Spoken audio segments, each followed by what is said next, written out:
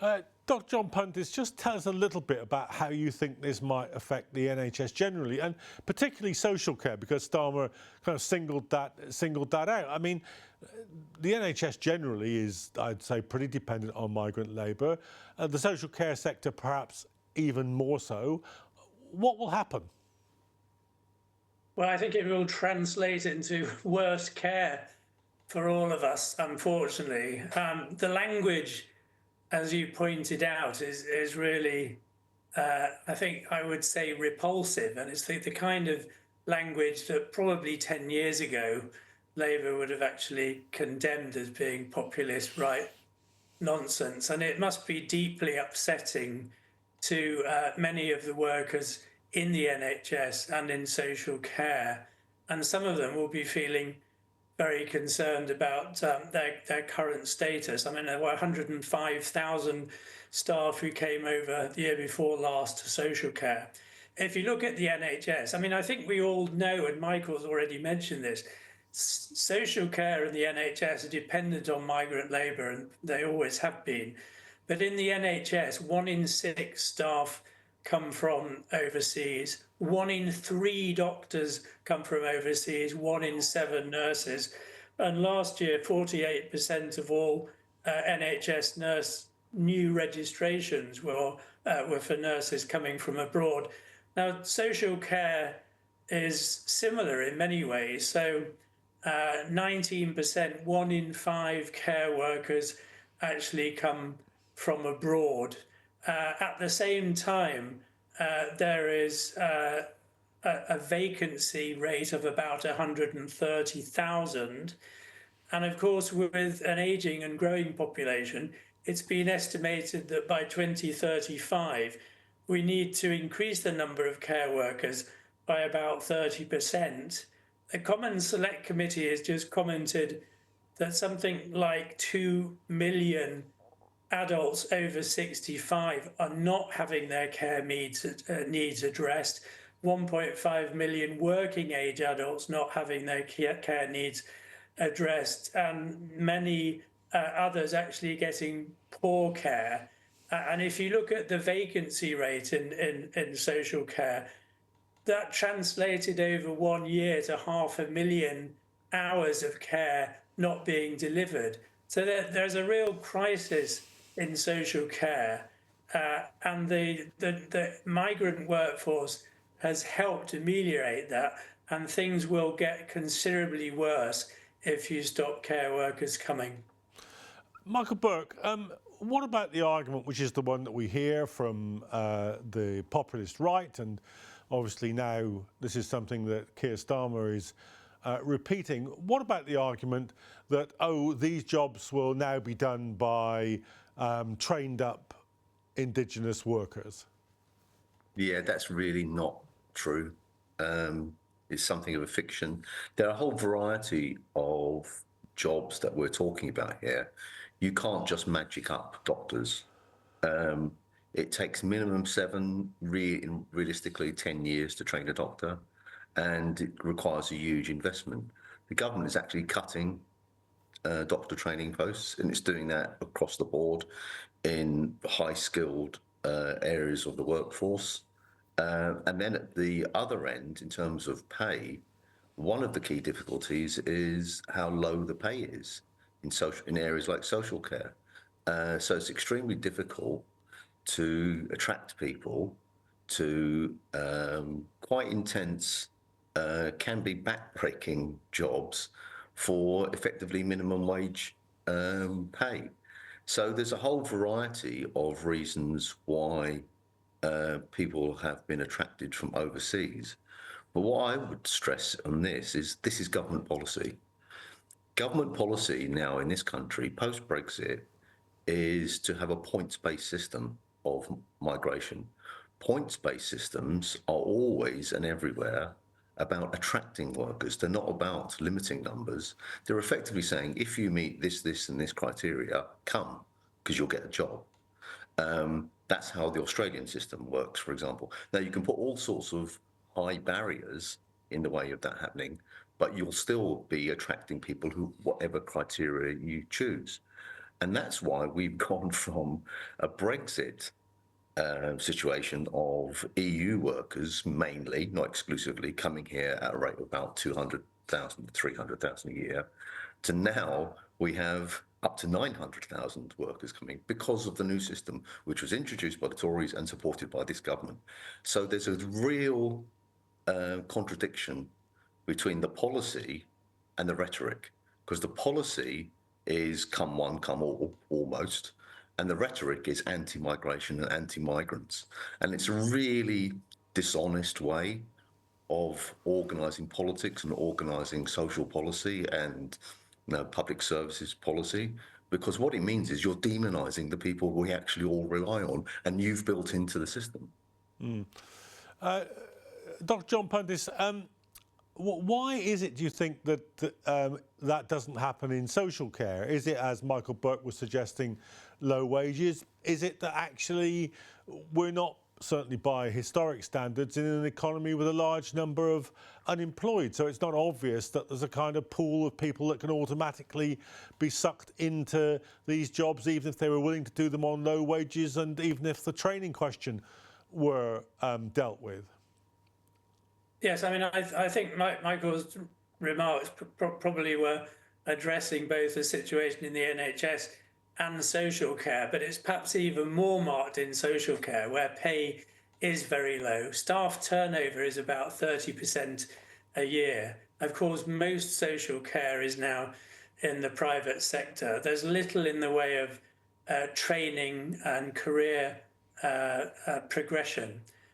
And social care is not seen as a valuable occupation, which it is. And of course, it's actually a very skilled job as well, but it's not recognised as such in terms of the remuneration. Would it make a difference if the social care system were essentially, as it's not at the moment, brought sort of inside the NHS, if it were nationalised? Because it seemed, especially during COVID, where there was a great deal of attention focused on it, to be a broken system even before we got to trying to drain the labour out of it. Well, I would certainly like to see social care nationalised in the sense of being publicly provided once again. I think there are arguments about it being brought into the NHS because it actually does a different job, although there's some overlap. But yes, I think we argue for a national care support, an independent living service with publicly provided social care that's informed by the views of the people who use it as well as those who work in it. Michael, is it true, do you think, that even if the training question were overcome, even if the wages were better, we're in a relatively full employment economy? Are there simply, is that pool of labour actually there to be sucked in? Well, it's highly questionable. I mean, when you have a situation simultaneously where this government intends to cut the personal independence payment, which enables people who are disabled to get to work, meaning that more of them will be unable to get to work, then you're reducing the pool of labour that's available. So that's a very valid point. But I would say as well, if we look at the wider economy, because we feel it, we see it in relation to things like the NHS and social care, but it's actually a pattern that's true across the economy as a whole, including the private sector, because this country effectively has given up on investment. That's investment of both types, including training and career development, but also fixed investment. That's, functions that are in many other economies now performed by computers, by robots, and so on, are not at all here. So what is the alternative is essentially cheap labour or cheaper labour rather than fixed investment. And that's the business model that applies in this country now. So we have employers who refuse to train people, refuse to invest, and demand that they can employ people from overseas. We have a government that allows it, and as I said previously, and then never ceases demonising migration and migrants, even though this is actually their policy. So, Michael, to put it in a nutshell, is what you're saying is that the British economy is a low-wage economy, and we're just about to cut ourselves off from a source of low-wage workers? Yeah, essentially, it's as if I don't want to stretch the analogy too far, but it's as if the economy was based on seasonal agricultural workers, and we've decided to block them all, because that's actually what has happened, where the crops rot in the fields now routinely in this country because people can't employ the necessary number of overseas seasonal workers. Well, that's what we're doing to the economy as a whole. Dr. Puntis, let's just move on in the final part of the discussion here to the politics of this. I mean, you said that many people in the NHS, many migrant workers in the NHS, must be feeling affronted, offended, perhaps frightened by the government adopting what is pretty clearly the rhetoric of Nigel Farage. Indeed, and it must be deeply upsetting. And I think we all really have to remember how important migrant labourers have been to our public services, and we should be thanking them rather than demonising in this way. And I think for many people who've been Labour Party supporters, I think this approach and this language will be deeply upsetting, but certainly it's going to be upsetting and challenging for those currently working in the service but coming from overseas. Michael Burke, there's a clip going around. You may not have seen it, but it's a clip of a Times Radio interview with Anne Widdecombe, who is now in Reform, criticising Keir Starmer, saying we never intended net zero immigration. There does have to be immigration. Pretty upsetting for Labour voters to see Anne Widdecombe get to the left of the Prime Minister, isn't it? Well, yes, it is. I haven't seen the clip. I'm not entirely sure how someone joins Reform and then says we're going too far on opposing migration, but that's her contradiction. But it's a ridiculous situation. It wouldn't have occurred under a previous Labour leadership. We only have to recall that it was Ted Heath who threw Enoch Powell out of the Tories for advocating a much tougher line on migration, but not as tough as this, not as demonising as this, not as brutal as this, and I would say not as immoral as this. And he was thrown out of the Tory party for that. So this is something that's quite different now.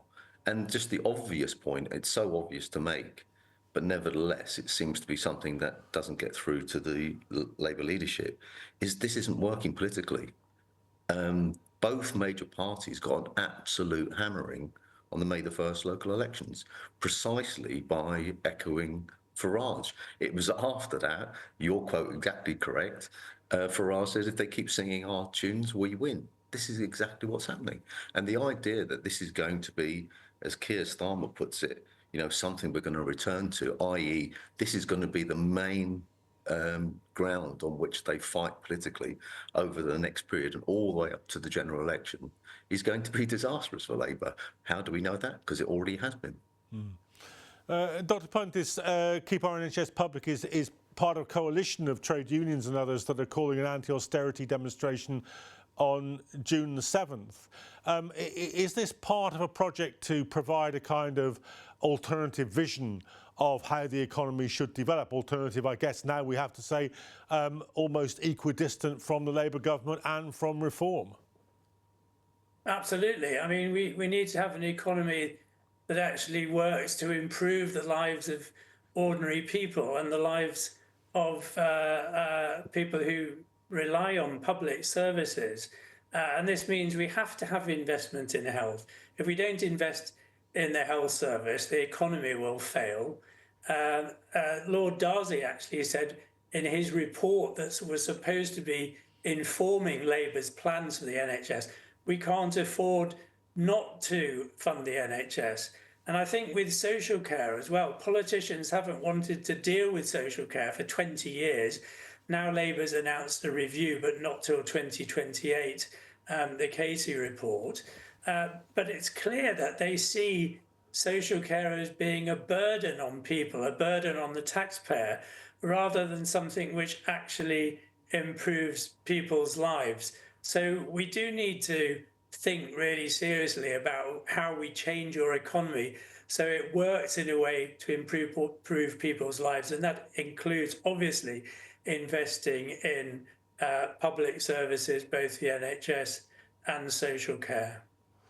Michael Burke, if Labour is deserting this kind of territory, somebody else does have to fill it. Otherwise, it looks like a kind of doom loop where Farage moves the political spectrum further and further to the right, and the political and social democratic centre follow him at every step, leaving very large numbers of voters completely homeless.